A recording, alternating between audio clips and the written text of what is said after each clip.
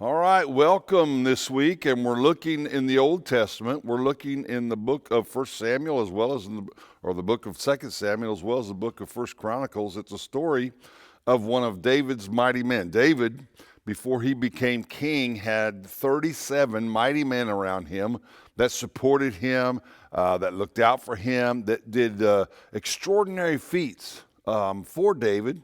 And so we're going to look at one of those mighty men, a guy by the name of Benaiah, and we're going to look at the title, Life is the Pits.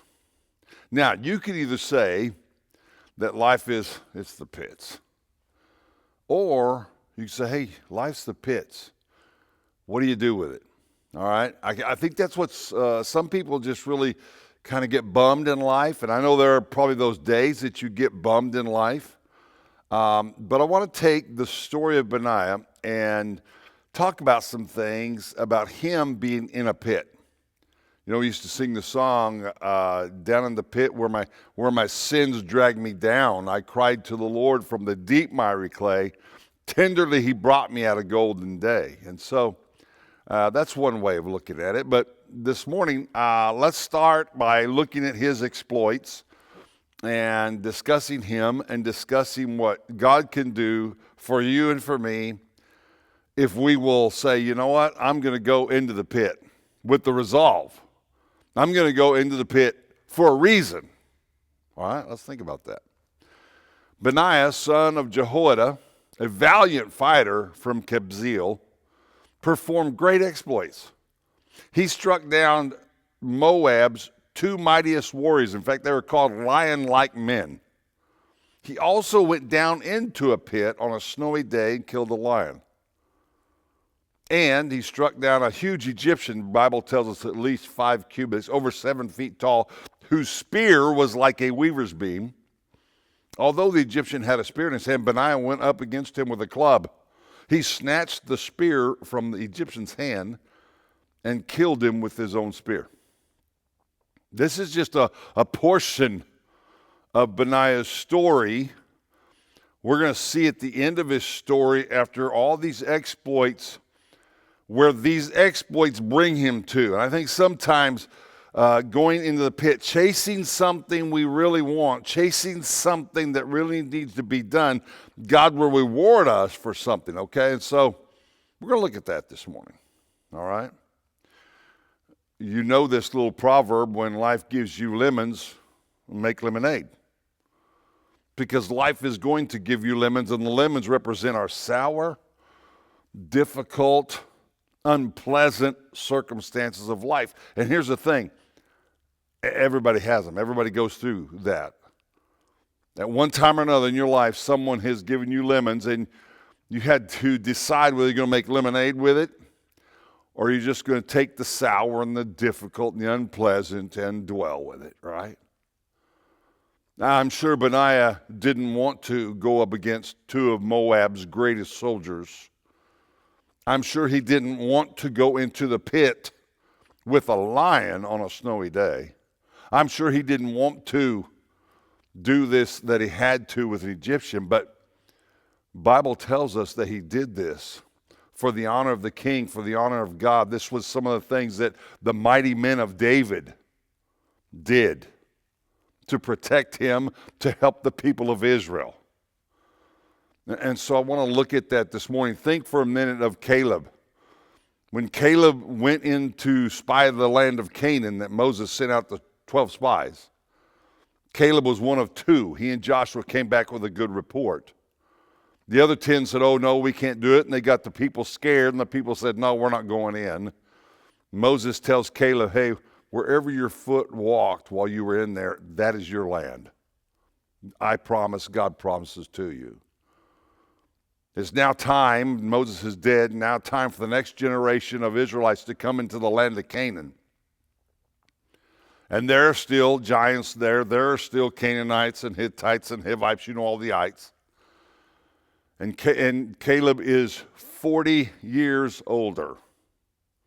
He's now 85 years old. And he tells Joshua, hey, guess what? I am 85 years old, and I am still able, like I was when I went in the first time. Give me my mountain. We're going to go. We're going to dwell there. We're going to inhabit that place. We don't care who's there. I'm still able to do it. He didn't back down. He chased it. We can take the story of Jabez, who lived in a time in First Chronicles chapter 4. He prays to God, said, God, I want you to bless me. I want you to please enlarge my territory. I want you to keep me from evil. Like, you know what? How many of us have enough on our plates right now? I don't need one more thing to do. I don't need one more action to take. I don't need one more place to go. I'm tired right now. Not this guy. This guy, God, enlarge my territory. I can do more. I can do more. What a prayer of Jabez. What about Noah? Noah gets the call from God when he is 480 years old. Now, we don't know if that's the new 40 or what it is, but he's 480 years old. He gets the call from God to build an ark, that God's going to destroy the earth with rain. He gets the call to build the ark for the next 120 years. The next 120 years, he is building this ark. He is preaching to the people. And at the age of 600, he and his family go into the ark, and God makes it rain, destroys the earth. I mean, I've never seen an ark before, God. I don't know what you're talking. In 120 years, I think I'd get tired of doing that after 120 years, wouldn't we? I mean, we get tired of doing something after 1 year. I mean, I do. But man, 120 years. These people had amazing things that they accomplished. God was preparing them for greater things. And that's it. That's what we're looking at in the story of Benaiah. As a result of him doing what he did here in 2 Samuel 23, we see greater things that he is given the responsibility of. And I want to take and look at that today for you and me. Life is the pits. It's either in the pit that drags you down, or it's in the pit you're going to chase something. And that's what he does. All right, number one, do you hear the roar of the lion? In your life, in my life, do you hear what the lion's roaring? Because noises scare us. Boy, my father-in-law, I never have heard it before, but my father-in-law in Texas, he told me that, boy, when you hear a panther scream at night, it'll make the hair on the back of your neck stand up. He's heard them before. I mean, when those things roar, when a lion itself roars, it's telling people something. I am here. I am the man. Get out of my way, right? And we have noises today. If we're not careful, we will hear the noises today that scare us. Don't you hear that? You can't do that. We hear the noise of you can't. We hear the noise of, oh, you're going to fail. There's nothing wrong with fail. There is wrong with failure. If you stay with fail in the failure, yeah. You can fail, but keep going. Keep going. Keep trying. Keep pressing, right? But we hear the noises, you can't. We hear the noises, oh, you'll fail. We hear the noises, you don't have what it takes. Those are like the roars of the lion in the pit. And we're doing what we really feel like we ought to do, like God has called us to do. And we hear those noises that you can't do that. You're gonna fail miserably. Don't you understand that's a lion? That thing is way too big. That task is way too big for you. You can't accomplish that. Nothing you can do. If we're not careful, we will listen to the noises. If Benaiah stopped, ooh, boy, that lion is, he's mad. Ooh, he's got a roar. Ooh, he might have chickened out. I don't know. Because there are times that we chicken out due to these kind of noises. There are times we back up and say, well, maybe you're right. I guess I won't do it. Maybe you're right. Maybe that is too big for me. Maybe you're right. I probably don't have what it takes. Man, if God be for me, who can be against me? Romans, right? If God be for me, who can be against me? We can do it. You can do it. If God is leading you to do, you can do. Because God is in it with you. You're not on your own. That's number one. Do you hear the roar of the lion? Don't let the roar scare you. Don't let the roar scare you into a God-given, God-led task for his honor and for his glory. Do you see the tough conditions? He did not only go into a pit with the lion, he went into the pit on a snowy day. I mean, on a snowy day, I couldn't get my traction. My hands' arthritis would be, it'd be hard to move. Not for a lion, but for him it would be. For Benaiah it would be. So let's wait until the conditions are better. Let's just wait until it's just right. How many times you heard that, parents? You heard people don't have children yet. Let's wait. Let's wait until we get the house paid off. Let's wait until we get the car paid off. Let's wait until we. There's no better time than to have a child, and we think about that. There's no better time than retirement. I think I'll wait till here. No better time to maybe change a job or whatever it may be. We always think about, let's wait until we've got this done. And here's the thing. If you wait until this is done, you'll never do it. Because it seems like this, whatever the this is, never gets finished. Never gets accomplished. And so we think, well, the conditions aren't right. Let's just wait. Let's just wait. Or maybe the timing isn't right. It's not quite time for that. See what made this feat so amazing were the conditions and the location. He's chasing a lion into a pit. Someone's coming out of there victorious and someone's coming out of there dead. I don't know who it may be. Because it's in a pit. And he did it on a day when it was snowy. On a day when it was cold, when the ground was wet, when the ground was slick.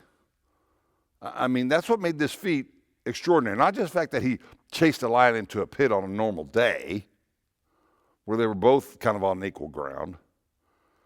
He did it on a snowy day in a pit. We don't know if this lion had caused havoc with the people. We don't know if this lion had killed a lot of livestock. We don't know what was going on. We just know that this is something he had to do. This is something that he felt like he had to do. And Scripture tells us that he did this. Okay? Maybe I don't think God's leading me to do that right now. We always think that God is leading us for a certain task. I don't feel God calling me. I don't feel God speaking to me. Even though the door is open, even though the window is open, even though the place is vacant where he is wanting you to serve, I just don't know that God's calling me. Sometimes you just got to step up to where the vacancy is. Sometimes you just got to do because you're a child of God. He'll work out the details. Just trust him. And maybe just by doing and getting to that vacancy that God says this isn't for you, but I'm going to send somebody your way. You've been faithful to accomplish some things for the other people. You've been faithful to accomplish some things for the honor and glory of my kingdom. So I'll take care of that. Sometimes we're waiting for the God time, And sometimes the God time is never there because we're not willing to step in when we see a vacancy, when we see that needs to be done. Well, God hadn't told me yet. But I didn't waste time. These are tough conditions, but I'm going in. These are tough conditions, but I'm going to do it, man. I can't wait for the conditions to get better. I can't wait for the time to get right.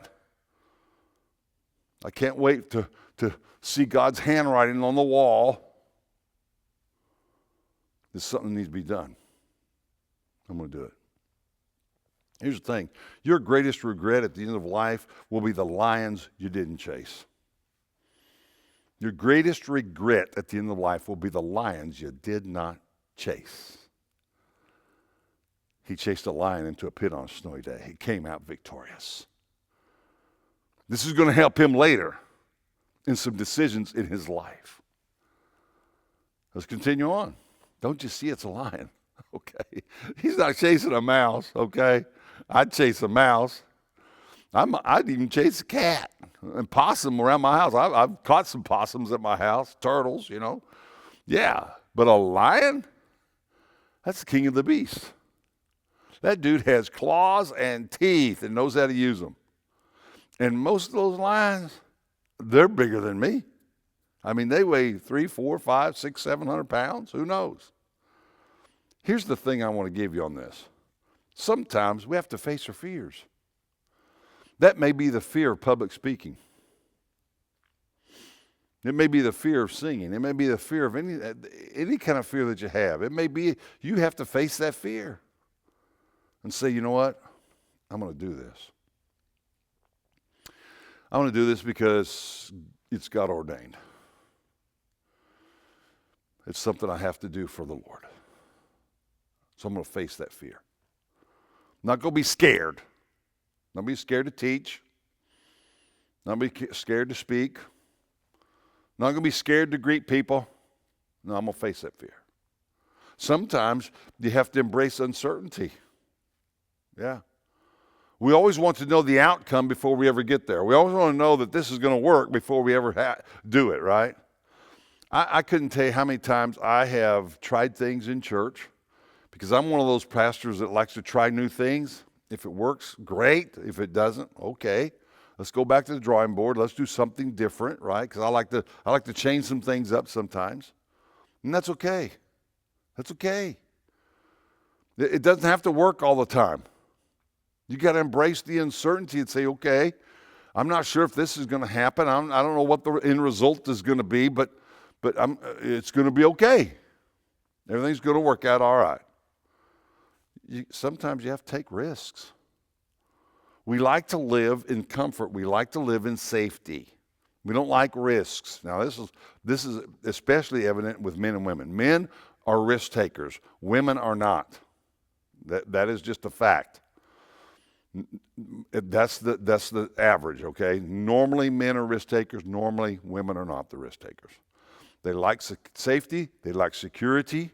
Men don't. They would take a risk to try something, to try this, to try that. But I think when it comes to the kingdom, to God's kingdom, to the family of God, I think we have to face our fears. I think we have to embrace the uncertainty things because without faith, it's impossible to please God. And I think we have to take some risks. Yeah. All through the scriptures, you see that. You see risk takers. And you see God's kingdom being accomplished. You see the will of God being done because people chose to take some risks. They chose to say, I don't know what's the end of the thing that's going to happen, but we're going to do it, okay? I'm not the man for this, but okay, all right? It's a lion, bigger than me. He's tougher than me. I don't know if I could do this. Life's greatest challenges. Life's greatest challenges are often God-ordained opportunities for growth and fulfillment. God wants to do some amazing, great things in your life, but yet you're not willing to take the risk. You're not willing to embrace uncertainty. You're not willing to face your fears. You're not willing to try something. So how can I give you something bigger if you can't take care of the smaller? How can I give you something greater if you can't take care of the lesser? Or even try, right? Greatest challenges are often God-ordained opportunities for growth and fulfillment. All right, you have the potential. You have the potential. Stop running from and start chasing towards. That's exactly what we see with Benaiah. He didn't run from the lion. He went towards the lion. He went into the pit with the lion on a snowy day. God is preparing you for the future, for greater victories. Because here's the thing. The odds may be against you, but guess what? God is for me. I want you to say that. The odds are against me, but God is for me. And if God be for me, who can be against me? You've got the potential. If you're a child of the King, if you're a child of God, you've got the potential. Because God is not going to let you do anything alone. He's going to work in you. He's going to work through you to accomplish His plan in your life and the life of those around. Now let's talk about Benaiah again. Benaiah, did you have the potential? Yeah. I killed a couple of Moabs who were lying like men. Had to be done. I chased this lion in the snowy pit on a snowy day. One of those things that had to be done. It was causing havoc amongst the people. I killed this huge Egyptian, man. He was a monster, man. His spear was as big as a weaver's beam. One of those things that had to be done. And I really feel like God was preparing me, because God was. When you look at his exploits, they don't compare to the reward. In 2 Samuel 23, at the end of these that we read, verse 22 and 21, it says that David appointed Benaiah to be in charge of his bodyguard. In other words, he's the director of the Secret Service. Benaiah, wow, I need you to be my bodyguard and in charge of my bodyguard. Had Benaiah not done these things, would David have said, okay, I need you, No. His track record, his resume, perfect.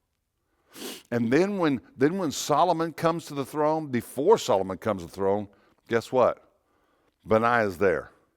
He's helping David to get Solomon on the throne instead of Absalom. Absalom wanted the throne.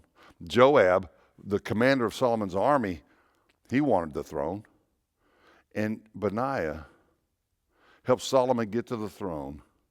And Solomon says, hey, I want you to be the commander of my army. All these things that he did early helped him to get to where God wanted him and God placed him. It's the same with you and me.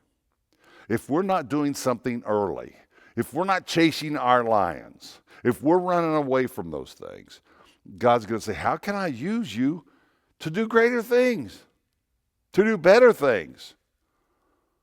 Come on, you can do this. Stop running from it. Start running towards it. Face your fears. Embrace that uncertainty. Everything doesn't have to be certain in your life. Take some risks. I'll be with you. I'll never leave you. I'll never forsake you. That's what God is saying to you. Because I've got something greater for you next year. I've got something greater for you in 5 years. I've got something greater for you later in life. Yeah, life can be the pits. But then again, that's where the greatest opportunities for growth and fulfillment may come from, is from the pit. God bless you. Have a great week. Go back and reread 2 Samuel 23. See some of the other mighty men that God used for David's kingdom, for God's honor and his glory. May God bless you. Have a great week. See you later. Bye-bye.